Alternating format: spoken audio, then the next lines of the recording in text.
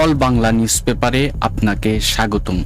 তথ্য শুধু সংবাদ নয়, বাক স্বাধীনতা, মানুষের নাগরিক অধিকার, কিন্তু সেখানে একটু দায়িত্ববোধ থাকতে হবে। একদম অথেন্টিক নিউজ প্রোভাইড করতে হবে। আমার সামনে অল বাংলা নিউজ পেপার খুলে রেখে আমি আপনাদেরকে তথ্য জানানোর চেষ্টা করছি। দৈনিক ইত্তেফাকে, বাংলাদেশের জনপ্রিয় একটি সংবাদ মাধ্যম, বাজারে 34 টুথপেস্টের মধ্যে 26টিতেই বিষাক্ত মাইক্রোপ্লাস্টিক শনাক্ত।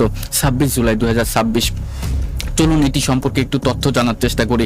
দেশের বাজারে বিক্রি হওয়া টুথপেস্টের 4টির মধ্যে 3টিতেই মাইক্রোপ্লাস্টিকের উপস্থিতি শনাক্ত হয়েছে।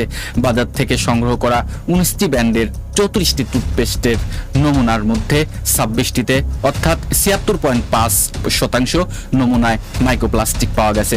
পরিবেশ ও সামাজিক উন্নয়ন সংস্থা ইএসডিও গবেষণায় এই ফল পাওয়া গেছে।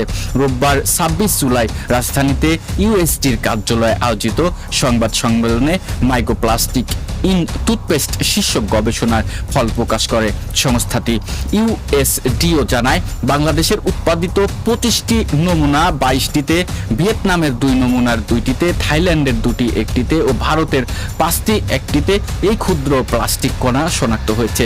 2025 সালের জুলাই থেকে 2026 সালের জুন পর্যন্ত পরিচালিত এই গবেষণার অংশ হিসেবে দেশের বিভিন্ন সুপার শপ, খুচরা দোকান ও পাইকারি বাজার থেকে স্থানীয় ও আমদানি করা 19 ব্র্যান্ডের 34টি টুথপেস্টের নমুনা সংগ্রহ করা হয়। পরে জাহাঙ্গীরনগর বিশ্ববিদ্যালয়ে পরিবেশ বিজ্ঞান বিভাগের environmental health and eco toxicology ল্যাবরেটরিতে নমুনাগুলোর পরীক্ষার বিশ্লেষণ করা হয়। একই সঙ্গে দেশব্যাপী 2770 জনের উপর একটি ভোক্তা জরিপও পরিচালনা করা হয়। আমি একটি গুরুত্বপূর্ণ তথ্য আপনাদেরকে জানাচ্ছিলাম যে আমরা যে টুথপেস্টটা প্রতিদিন ব্যবহার করি, এটি তো অনেক প্রয়োজনীয় একটি জিনিস, যে দিনে 2 বার আপনার টুথপেস্ট দিয়ে দাঁত পরিষ্কার করি।